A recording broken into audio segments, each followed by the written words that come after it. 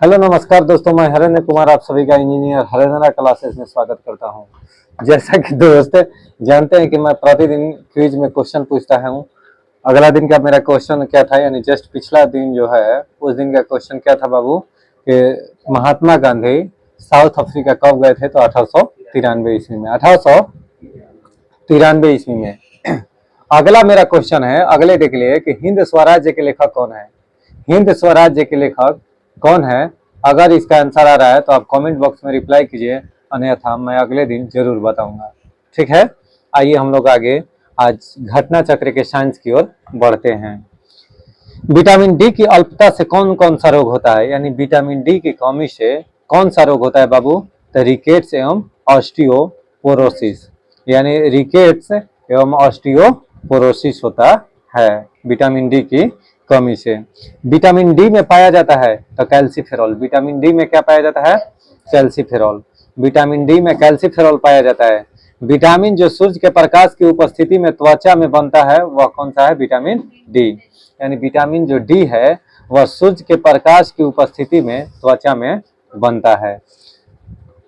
कोले कैल्सीफेरॉल रासायनिक नाम है किसका? विटामिन डी3 का। कोले कैल्सीफेरॉल, देखिए विटामिन डी का रासायनिक नाम कैल्सीफेरॉल है, लेकिन अगर विटामिन डी3 का रासायनिक नाम पूछ देना, डी3 का रासायनिक नाम, तो कोले कैल्सीफेरॉल, कोले कैल्सीफेरॉल।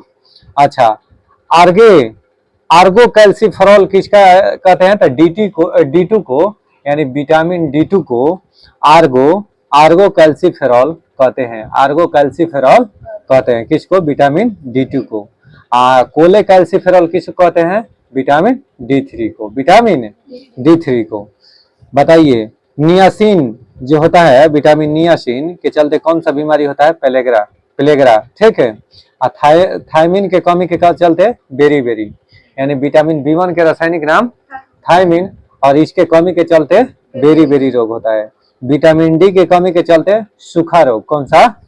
इसी को रिकेट्स कहते हैं, यानी सूखा रोग को क्या कहते हैं? रिकेट्स कहते हैं। विटामिन के क्या करता है? तो रक्त को थक्का बनाने में मदद करता है। रक्त को थक्का बनाने में मदद करता है, यानी रक्त का थक्का नहीं बनता है। इसका मतलब क्या है बाबू? कि विटामिन के का कमी, विटामिन के का कमी। अब सुनिए, सामान्य दृष्टि के लिए विटामिन आवश्यक होता है तो रेटिनॉल, यानी सामान्य दृष्टि का है तो आंख के लिए कौन सा विटामिन आवश्यक होता है? तो विटामिन ए, यानी रेटिनॉल। अब विटामिन ए का रासायनिक नाम क्या होता है?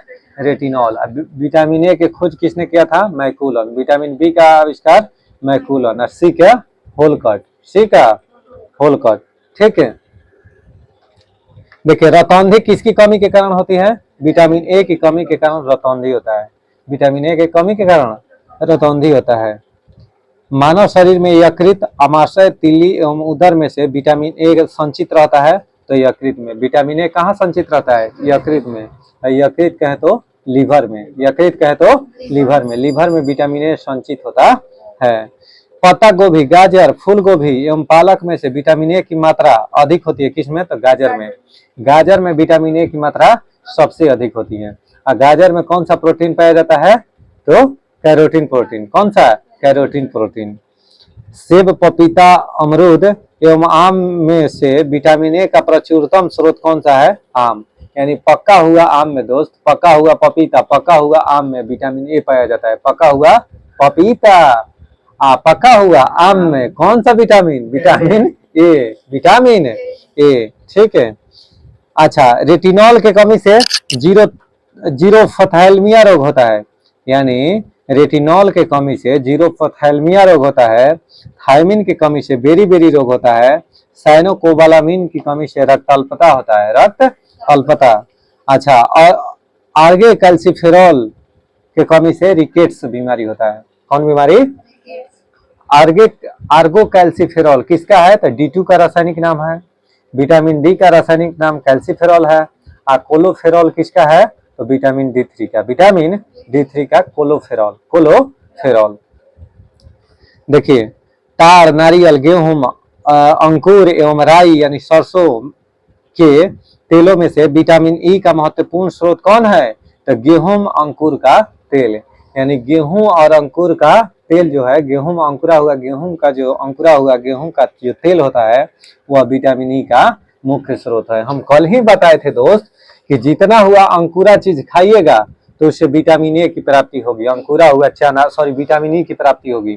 अंकुरा हुआ चना, अंकुरा हुआ गेहूं, अंकुरा हुआ मूंग, अंकुरा हुआ कोई भी चीज अगर खाइएगा ना अंकुरा हुआ, तो उससे आपका विटामिन ई की प्राप्ति होगी। और विटामिन ई की प्राप्ति का मतलब आपका जनन क्षमता स्ट्रांग होगा, स्ट्रांग होगा।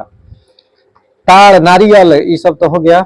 विटामिन ए किस में पाया जाता है? तो अंडा में। अंडा में विटामिन ए। अंडा में प्रोटीन भी पाया जाता है। अंडा में प्रोटीन, हाँ, अंडा के जो पीला वाला भाग होता है ना, उसमें क्या होता है बाबू? सल्फर, फास्फोरस, ये सब चीज होता है, ठीक है। उसको नहीं खाना चाहिए, उसको नहीं खाना चाहिए, अन्यथा खाद्य खुजली सब वजह बनता है। जानते हैं अंडा में प्रोटीन कहाँ पाया जाता है दोस्त? अंडा के जो नहीं उजला उजला पार्ट बच जाता है, जो खुलैया, खुलैया का जस्ट नीचे वाला पार्ट होता है ना, जो गुद्दा होता है उजला उजला, वह प्रोटीन का स्रोत है। किसका स्रोत है? प्रोटीन। सबसे अधिक प्रोटीन पाया जाता है उसी में। इसीलिए जो जिम करता है ना, तो उसका गोल वाला पार्ट निकाल देगा, क्योंकि उसमें जानते हैं सल्फर और फास्फोरस ये सब की मात्रा होता है, जो हमारे शरीर के लिए नुकसानदेह होता है, अधिक गर्मी पैदा करेगा, ठीक है। अब जो उसके कवर होता है ना दोस्त, उसमें कैल्शियम का अधिक मात्रा होता है, यानी जो अंडा का खोल होता है वह कैल्शियम का सबसे अधिक मात्रा होता है, उसमें कैल्शियम का खोल बना होता है, खुद ही कहते हैं। आइए, विटामिन सी, नींबू संतरा में विटामिन सी पाया जाता है। नींबू और संतरा में कौन सा? Vitamin C. इसमें कौन सा अम्ल पाया जाता है? तो सिट्रिक अम्ल। कौन सा? सिट्रिक अम्ल। अब विटामिन डी, कॉड मछली का तेल, यानी मछली का जो तेल होता है ना, उसमें कौन सा? Vitamin D. मछली के तेल में विटामिन डी। मछली के लीवर में विटामिन ए। Vitamin A. मछली में प्रोटीन की मात्रा सबसे अधिक, मछली खाने से प्रोटीन की प्राप्ति होती है, ठीक है। कॉड मछली का तेल जो है ना, विटामिन डी का मुख्य स्रोत है। धान का चोकर में कौन सा विटामिन? Vitamin B6। धान के जो चोकर होता है ना, उसमें विटामिन B6 पाया जाता है। अब विटामिन B6 का रासायनिक नाम क्या है? पायरोडॉक्सिन। क्या है? पायरोडॉक्सिन। अब B7 का बायोटीन। अब B9 का फॉलिक एसिड। बहुत शुक्रिया। सुनिए, विटामिन सी एवं B1 संतरा में पाया जाता है, यानी विटामिन सी और B1 किस में पाया जाता है? संतरा में। विटामिन डी पूछे तो कॉड यकृत तेल में, यानी मछली के कॉड यकृत तेल में। अच्छा, ई पूछे तो गेहूं अंकुर तेल में। गेहूं अंकुर तेल में कौन सा? Vitamin E. अब विटामिन के अल्फा अल्फा घास में, अल्फा अल्फा घास में विटामिन के। और नींबू में सी। नींबू में कौन सा विटामिन? सी। अब विटामिन सी घाव को भरने में सहायक होता है। विटामिन ए प्रोटीन, हार्मोन एवं एंजाइम में से किसका निर्माण हमारे शरीर में नहीं होता है? तो विटामिन ए का निर्माण हमारे शरीर में, विटामिन ए का निर्माण शरीर में नहीं होता है। लेकिन ध्यान रखिएगा भाई साहब, विटामिन ए का निर्माण हमारे शरीर में नहीं होता है, लेकिन विटामिन ए का संचय यकृत में होता है। विटामिन ए का संचय कहाँ होता है? यकृत में। यदि कोई व्यक्ति हरी सब्जियां खाना बंद कर दे तो उसे रतौंधी हो जाती है, गलत है। वह यह कथन क्या है? गलत है। उसमें विटामिन ए की कमी हो जाएगी, सही है, विटामिन ए की कमी हो जाएगी, लेकिन रतौंधी हो जाएगी ऐसा कोई जरूरी नहीं है। जिस विटामिन में कोबाल्ट होता है वह है B12, यानी B12 में क्या पाया जाता है? कोबाल्ट, यानी विटामिन B12 में कोबाल्ट पाया जाता है। और कोबाल्ट की बात करें तो B12 का बात करें तो B12 का रासायनिक नाम साइनोकोबालामिन है। विटामिन B12 में धातु कौन सी मौजूद रहती है? तो कोबाल्ट। साइनोकोबालामिन किसका रासायनिक नाम है? तो विटामिन B12 के। विटामिन B12 के। थायमिन किसका नाम है? विटामिन B1 के।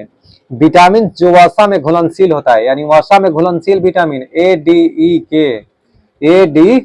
के 4 विटामिन है जो दोस्त, वह वसा में घुलनशील होता है। जल में घुलनशील विटामिन बी और सी। कौन सा विटामिन है जो खाना बनाते समय समाप्त होने लगता है, उड़ने लगता है, यानी गर्म करने पर समाप्त हो जाता है? तो विटामिन बी और सी। विटामिन बी और सी। इसीलिए आंवला कभी भी अचार डलवाइए घर में तो उसको बॉयल करके आंवला नहीं डलवाइए, नहीं तो आधा विटामिन उसका समाप्त हो जाता है। कभी भी कांचा आंवला का ही उपयोग करें, खाने में या अचार वगैरह बनाने में, ठीक है। विटामिन ए, बी, डी एवं ई में से पानी में घुलनशील है तो विटामिन बी। पानी में घुलनशील विटामिन कौन है? बी और सी। कुछ विटामिन वसा में घुलनशील है जबकि अन्य जल में घुलनशील है। जल में घुलनशील विटामिन कौन है? बी और सी। विटामिनों के बारे में सही कथन क्या है? तो कुछ विटामिन आंतरिक सूक्ष्म जीवों द्वारा संश्लेषित किए जा सकते हैं और कुछ विटामिन हार्मोन की तरह काम करते हैं और कुछ विटामिन शरीर में जमा होते हैं। कुछ विटामिन शरीर में जमा होते हैं। विटामिन के जल में घुलनशील नहीं होता है। विटामिन जो के है दोस्त वह जल में घुलनशील नहीं होता है। तो जल में घुलनशील विटामिन दो ही है, बी और सी। विटामिन जो किसी स्वप्न को पर्याप्त अवधि तक याद रखने में सहायता होता है। जैसे सपना देखा नहीं, बहुत लोग को सुनते हो कि याद नहीं आ रहा है कि हम क्या देखें सपना में, तो विटामिन B6 के कमी है। B6 के कमी है, यानी विटामिन B6 के कमी है बाबू। तो विटामिन B6 के कमी है ना, तो उसके लिए धान के चोकर फाँकिए। धान के चोकर में कौन सा विटामिन B6, उसी को फाँकिए चूड़ा के साथ मिला के, चूड़ा के साथ मिला के। ठीक है, चूड़ा और गुड़ ले लीजिए, गुड़ नहीं गुड़ चूड़ा और गुड़ उसको मिला करके क्या कीजिए कि उसमें तनी सा भूसा तब आप मारिए, फाँकिए, तब आपको विटामिन B6 मिलेगा। विटामिन B6 मिलेगा, क्योंकि जानते हैं धान के भूसा में, धान की भूसी में कौन सा विटामिन?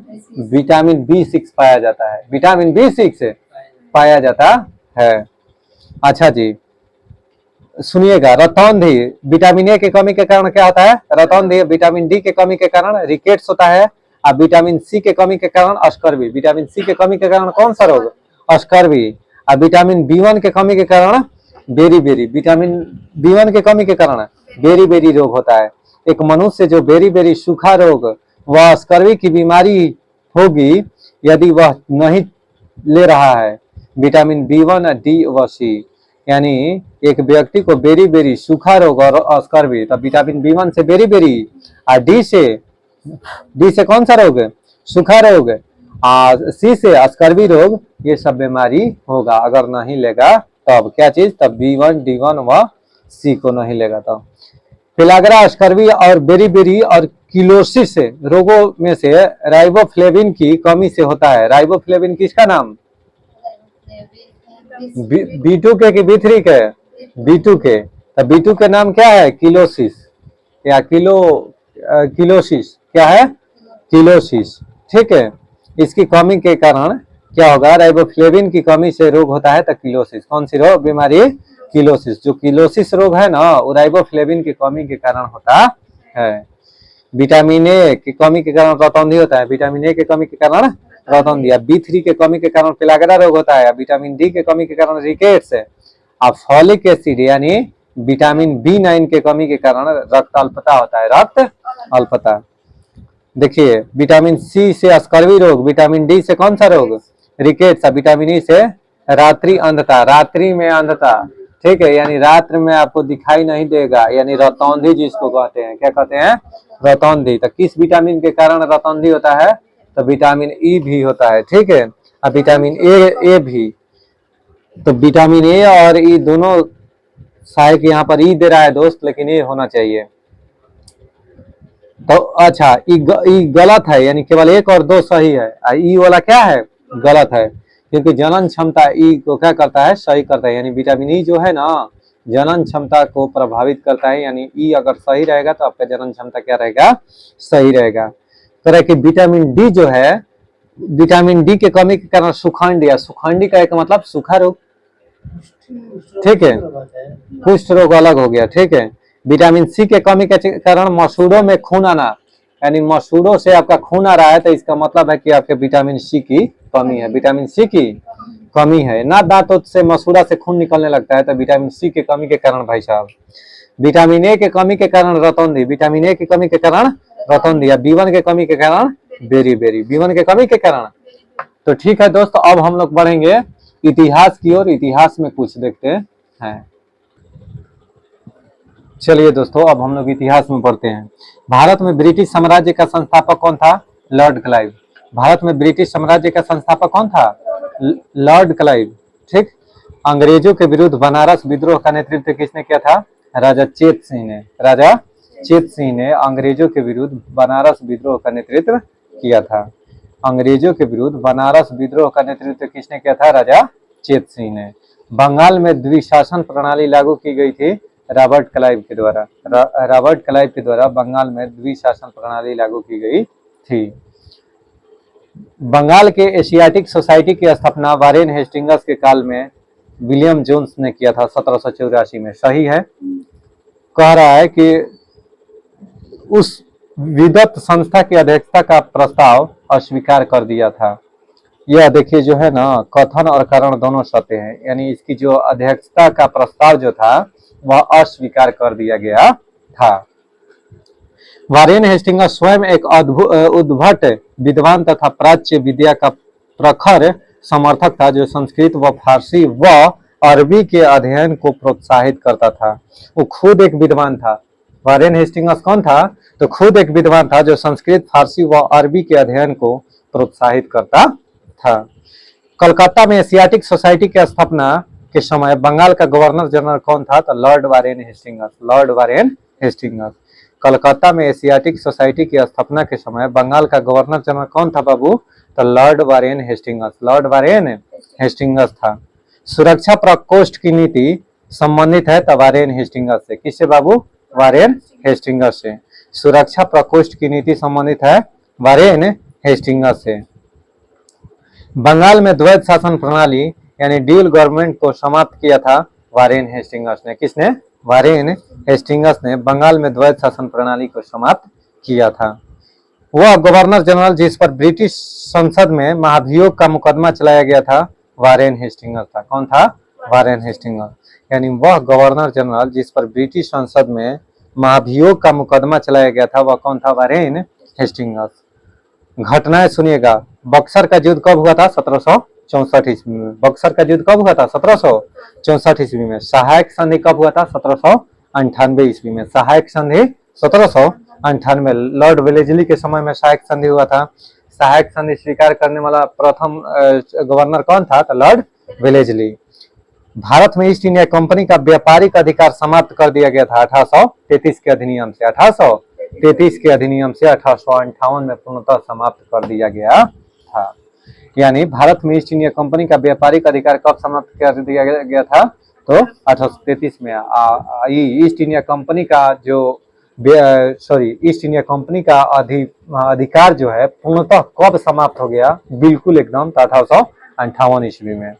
ब्रिटिश नागरिकों एवं कंपनियों के लिए भारत में व्यापार का खोला जाना 1813 के चार्टर एक्ट द्वारा।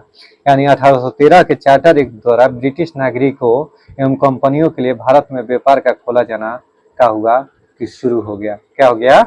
इसमें एक ओपिनियन हुआ, घोषणा हुआ 1813 के चार्टर एक्ट में कि कोई भी ब्रिटिश नागरिक एवं कंपनियों के लिए भारत में व्यापार का खोला जाना, यानी कोई भी ब्रिटिश जो नागरिक है भारत में व्यापार खोल सकता है। भारत में न्यायिक संगठन की स्थापना किसने किया था? लॉर्ड कॉर्नवालिस ने। भारत में न्यायिक संगठन की स्थापना किसने किया था? तो लॉर्ड कॉर्नवालिस ने।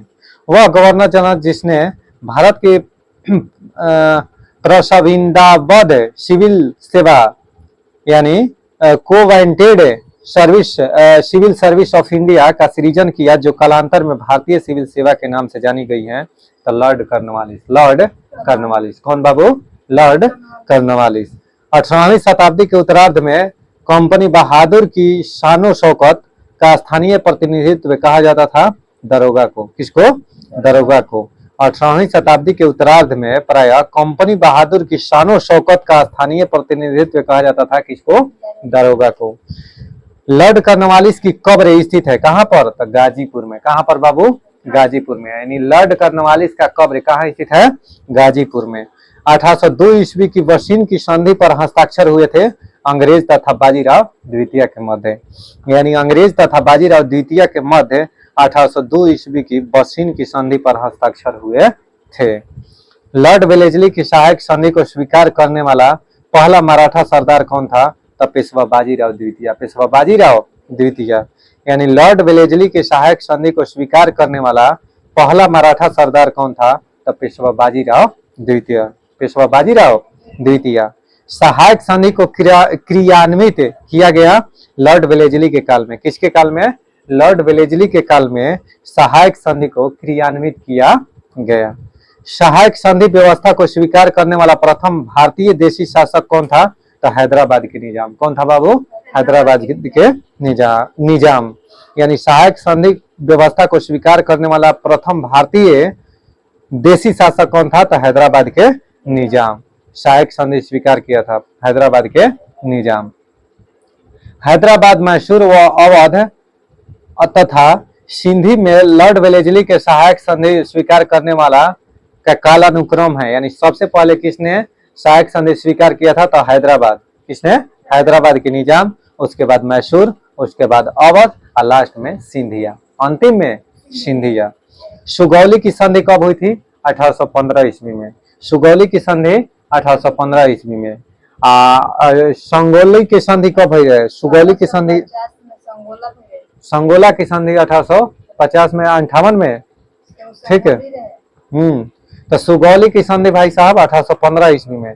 सहायक संधि को स्वीकार करने वाला पहला शासक कौन था? अवध का नवाब। सहायक संधि को स्वीकार करने वाला पहला शासक पूछेगा तो अवध का नवाब था। और सहायक व्यवस्था को स्वीकार करने वाला, सहायक संधि व्यवस्था को स्वीकार करने वाला प्रथम भारतीय देसी शासक पूछ देगा, हैदराबाद के निजाम। दोनों में अंतर है, याद रखिएगा। यदि प्रश्न में वेलेस्ली की सहायक संधि को स्वीकार करने वाले प्रथम राज्य के बारे में पूछा जाए तो उत्तर हैदराबाद होगा। क्या होगा? उत्तर हैदराबाद होगा। यानी वेलेस्ली के साथ सहायक संधि स्वीकार करने वाला प्रथम राज्य पूछे तो कौन था? हैदराबाद। भारतीय राज्यों पर अंग्रेजी प्रभुत्व स्थापित करने के लिए प्रशासन में सहायक संधि प्रणाली का सूत्रपात किया था किसने? लॉर्ड वेलेस्ली ने। किसने? लॉर्ड वेलेस्ली ने। यानी भारतीय राज्यों पर,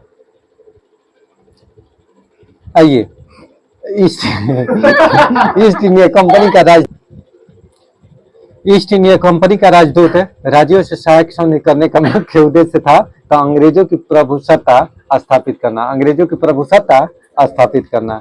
उस समय जब नेपोलियन की शक्ति के सामने यूरोप में साम्राज्य धाराशायी हो रहे थे, तत्कालीन समय में वह ब्रिटिश गवर्नर जनरल जिसने भारत में ब्रिटिश पताका फहराए थे, लॉर्ड वेलेस्ली। लॉर्ड वेलेस्ली खुद ही कहता, लॉर्ड वेलेस्ली ही ऐसा शासक था जिसने सहायक संधि स्वीकार किया था। देखिए, आंग्ल नेपाल युद्ध किसके शासनकाल में हुआ था? तो लॉर्ड हेस्टिंग्स के शासनकाल में। यानी आंग्ल नेपाल युद्ध अगर कहेगा कि किसके शासनकाल में हुआ था तो लॉर्ड हेस्टिंग्स के शासनकाल में। आंग्ल नेपाल युद्ध कब हुआ था? 1814 में। कब? 1814 से 16 ईस्वी में आंग्ल नेपाल युद्ध हुआ था। याद पड़ रहा है कुछ? हेक्टर मुनरो, बक्सर के युद्ध का नेतृत्व किसने किया था अंग्रेजों का? तो हेक्टर मुनरो। अगर पूछ दे कि प्लासी के युद्ध में अंग्रेजों का नेतृत्व किसने किया था तो रॉबर्ट क्लाइव। कौन? Robert Clive. आंग्ल नेपाल युद्ध के समय कौन थे? तो लॉर्ड हेस्टिंग्स। कौन? Lord Hastings. चतुर्थ आंग्ल मैसूर युद्ध किसके समय में हुआ था? लॉर्ड वेलेस्ली के समय में। लॉर्ड वेलेस्ली के समय में चतुर्थ आंग्ल मैसूर युद्ध हुआ था। तृतीय आंग्ल मैसूर युद्ध किसके समय में हुआ था?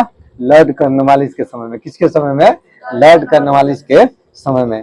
तृतीय आंग्ल मराठा युद्ध संबंधित है तो किसके शासनकाल में? तो लॉर्ड हेस्टिंग्स से। किससे संबंधित है?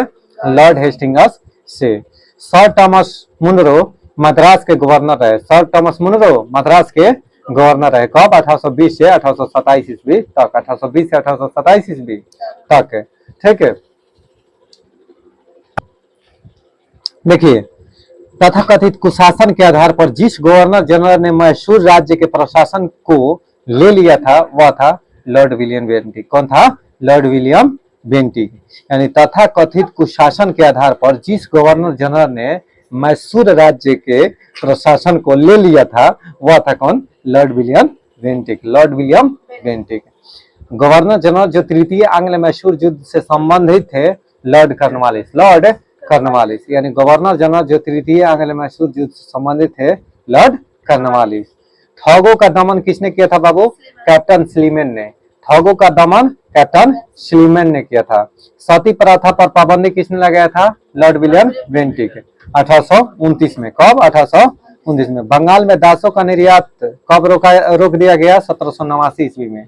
कब? 1789 ईस्वी में। लॉर्ड डलहौजी द्वारा अवध का अंग्रेजी राज्य में विलय हुआ था। यानी लॉर्ड डलहौजी द्वारा अवध को कब अंग्रेजी राज्य में मिला लिया गया? तो कुप्रशासन के कारण। सॉरी, किसके कारण? तो कुप्रशासन के कारण। प्रशासन। लॉर्ड विलियम बेंटिक 1829 राजा राम मोहन राय के सहयोग से। राजा राम मोहन राय के सहयोग से। ब्रिटिश साम्राज्य में अवध का विलय हुआ था 1856 ईस्वी में। यानी ब्रिटिश साम्राज्य में अवध जो राज्य है उसका विलय हुआ था 1856 ईस्वी में, लॉर्ड डलहौजी के समय में। किसके कारण? तो उस पर आरोप लगा दिया था कि कुप्रशासन, अवध पर आरोप लगाया कि तुम्हारे बस की बात नहीं है, वहां पर शासन व्यवस्था सही नहीं है। इसके कारण क्या किया था कि वह अंग्रेजी राज्य में मिला लिया था। डॉक्ट्रिन ऑफ लैप्स, हड़प नीति किसका था? लॉर्ड डलहौजी का। पंजाब का विलय अंग्रेजी राज्य में कब हुआ था? 1849 ईस्वी में। पंजाब का विलय अंग्रेजी राज्य में कब हुआ था? 1849 ईस्वी में। सतारा राज्य का विलय बहुत VVI है दोस्त, यह हमेशा आए दिन पेपर में पूछा करता है, गौर फरमाइएगा। पंजाब का विलय अंग्रेजी राज्य में कब हुआ था? 1849 ईस्वी में। 1848 ईस्वी में सतारा का विलय हुआ था अंग्रेजी राज्य में। ठीक है, सबसे पहले हुआ था सतारा राज्य के। यानी वह कौन सा राज्य था जिसका अंग्रेजी साम्राज्य में सबसे पहले विलय हुआ था? तो सतारा था। कौन था? सतारा का विलय 1848 ईस्वी में। अवध का विलय 1856 में। करौली का विलय 1855 ईस्वी में। करौली का विलय 1855 ईस्वी में। अब हम लोग बढ़ते हैं भूगोल की ओर। चलिए दोस्त देखिए, रेशम देखिए, रेशम कीड़े का जीवन चक्र क्या होता है? तो 4 चरणों में रेशम कीड़े का जीवन चक्र 4 चरणों में पूरा होता है। कौन कौन हो? तो सबसे पहले अंडा, सबसे पहले इल्ली, प्यूपा और शलभ। अंडा, इल्ली, प्यूपा, शलभ। अंडा, इल्ली, प्यूपा, शलभ। सबसे पहले कौन? शलभ ना, उसके बाद प्यूपा बनता है, उसके बाद इल्ली है, उसके बाद अंडा। इस सबसे पहले अंडा बनता है, सबसे पहले अंडा, उसके बाद इल्ली, फिर प्यूपा तथा फिर शलभ, सबसे बाद में शलभ बनता है। ठीक है। रेशम कीड़े का जीवन काल कितना होता है? तो 50 दिन का। रेशम कीड़े का कुल जीवन काल कितने होता है? कितने दिन का? तो 50 दिन का, याद रखिएगा। हाँ, यानी रेशम के कीड़े का जीवन काल कितने दिन का होता है? 50 दिन का। रेशम के ज्ञात सभी 5 व्यापारिक किस्मों में से एकमात्र उत्पादक देश है कौन? भारत। यानी रेशम के ज्ञात सभी 5 व्यापारिक किस्मों का एकमात्र उत्पादक देश कौन सा है बाबू? भारत। यानी भारत एक ऐसा देश है जो रेशम के 5 व्यापारिक किस्म है ना, उस पांचों का उत्पादन करने वाला देश कौन सा है? भारत। अब भारत में रेशम का सबसे अधिक उत्पादन कर्नाटक राज्य में। कहां पर? कर्नाटक राज्य में। रेशम के कीड़े कहलाते हैं पिल्लू। रेशम के कीड़े को पिल्लू कहते हैं। रेशम के कीड़े का जो जीवन काल होता है वह 50 दिन का होता है। रेशम के कीड़े क्या कहलाते हैं? पिल्लू। भारत में सर्वाधिक रेशम यानी शहतूत पैदा करने वाला राज्य कौन सा है? कर्नाटक। यानी भारत में सर्वाधिक रेशम यानी शहतूत पैदा करने वाला राज्य कौन सा है बाबू? कर्नाटक। भारत को 60% से अधिक कच्चा रेशम का प्राप्ति कहां से होता है? तो आंध्र प्रदेश एवं कर्नाटक से। आंध्र प्रदेश और कर्नाटक से 60% से अधिक कच्चा रेशम की प्राप्ति होती है। शहतूत रेशम कहाँ होता है उत्पादन? कर्नाटक में। कहां पर? कर्नाटक में। टसर रेशम कह देगा तो झारखंड में। झारखंड में रेशम की कौन सा प्रजाति उत्पन्न किया जाता है? तो टसर। कौन सा? टसर। अच्छा, इरी रेशम असम में। असम में कौन सा रेशम के प्रकार उपजाया जाता है? इरी रेशम। मूंगा रेशम असम में। मूंगा और इरी कहां पर? असम में। और टसर प्रकार के रेशम कहां पाया जाता है? तो झारखंड में। शहतूत रेशम कर्नाटक में। शहतूत रेशम कर्नाटक में। मूंगा रेशम एक ऐसी किस्म है, मूंगा रेशम एक ऐसी किस्म है जो पूरे विश्व में केवल भारत। चलिए देखिए, टसर रेशम का अग्रणी उत्पादक राज्य बाबू झारखंड। टसर रेशम झारखंड, शहतूत रेशम कर्नाटक, मूंगा रेशम असम, कह देगा इरी रेशम असम। नहीं याद हो गया? आइए, टसर रेशम में अग्रणी झारखंड, तमिलनाडु, पंजाब, मध्य प्रदेश, कर्नाटक में से वह राज्य जो अधिकतम सिल्क सूत उत्पादित करता है तो कौन है? कर्नाटक। कौन है? अब आइए कॉफी के बारे में। कॉफी या कॉफी को हिंदी में कहवा कहते हैं। कॉफी को हिंदी में कहवा कहते हैं। राष्ट्रीय बागवानी परिषद की स्थापना कब हुआ था? कहवा राष्ट्रीय बागवानी परिषद की स्थापना 1984 में। कब? 1984 में। यानी राष्ट्रीय बागवानी परिषद यानी बोर्ड की स्थापना कब हुआ था बाबू? 1984 में। यद्यपि कॉफी और चाय दोनों की खेती पहाड़ी ढलानों पर की जाती है। कहां पर की जाती है? पहाड़ी ढलानों पर की जाती है। तथापि इनकी कृषि के संबंध में इन दोनों में से कुछ अंतर पाया जाता है। इस संदर्भ में सत्य कथन क्या है? तो कॉफी के पौधे को उष्ण कटिबंधीय क्षेत्रों की उष्ण और आर्द्र जलवायु की आवश्यकता होती है। यानी कॉफी के पौधों के लिए बाबू उष्ण कटिबंधीय क्षेत्रों की उष्ण और आर्द्र जलवायु की आवश्यकता होती है। जबकि चाय की खेती के लिए उष्णकटिबंधीय और उपोष्ण दोनों क्षेत्रों में की जाती है। यानी चाय की खेती उष्णकटिबंधीय और उपोष्ण दोनों में की जाती है, लेकिन कॉफी की खेती जो होती है ना, वह केवल उष्णकटिबंधीय क्षेत्रों में और आर्द्र जलवायु की आवश्यकता होती है। अच्छा जी, भारत में सर्वाधिक कॉफी उत्पादन करने वाला राज्य कौन सा है? कर्नाटक। भारत में देश का 70% से अधिक कॉफी अकेले पैदा करता है। कौन सा राज्य? कर्नाटक। कौन सा राज्य? कर्नाटक। भारत में कहवा की खेती का सर्वाधिक क्षेत्र किस राज्य में है? कर्नाटक में। चाय के उत्पादन में चीन का प्रथम स्थान तथा भारत का दूसरा स्थान है। यानी चाय के उत्पादन में चीन प्रथम स्थान पर है, जबकि दूसरा स्थान पर कौन है बाबू? भारत। भारत का सबसे बड़ा चाय का उत्पादक राज्य कौन करता है? असम। कौन है? असम। भारत अपनी आवश्यकता से अधिक उत्पादन करता है तो चाय का। भारत चाय में महत्वपूर्ण निर्यातक देश है। यानी भारत जो है चाय का प्रमुख निर्यातक देश है। दोस्त, हमारा क्यूज यहीं पर समाप्त होता है। आपको अगर यह वीडियो अच्छा लगे तो कृपया करके लाइक, शेयर, सब्सक्राइब करना ना भूलें। अपने दोस्तों में जरूर शेयर करें। तब तक के लिए जय हिंद, जय भारत। मिलते हैं नेक्स्ट वीडियो में। Bye bye, take care.